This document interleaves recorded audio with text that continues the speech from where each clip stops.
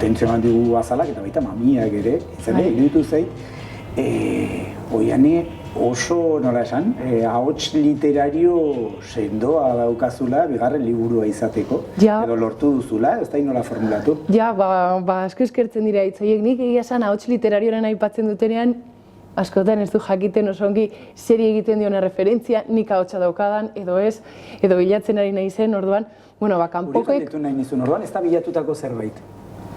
Ahots propio bat, ezakit. Sortzen noa eta... Nigo dut, aiz Kirmen Uriberi elkarrizketa eginda, berak zioela, hasieran kostazitzaioela, eta asko depuratu zuela, eta asko bilatu zuela, ezta?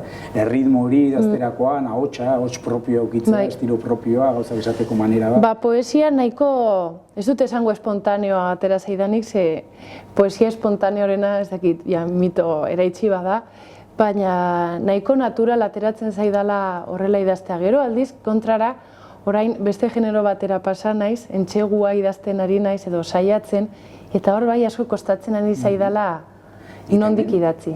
Bueno, esaten ari zinen, disfrutatzen duzula idatziz, beraz, non geratzen da idatziz sufritzen duen poetaren mito edo dena delako hori, topiko, tipiko hori. Bai, eta bada jende bat, hortik idazten duena, edo sendatzeko, edo min hori irekitzeko edo izteko, eta ez dut ukatzen ez denik, eta hemen ere sufrimendua dago, eta pentsatze dut ere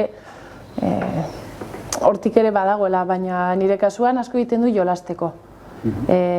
Hori simits, poetak, idazleak esaten zuen, yo no juego, yo no escribo, yo jugueteo con las palabras. Eta, tradizio hortan oso gustora nago, adibidez, Inigo Astizek ere asko egiten du. Berarekin oroitzen ari nintzen, eta bere... Eta agregeriak, eta aforismoak, eta ingenioarekin lotutako testuak, aforismoak ere bai, horietan oso eroso sentitzen naiz.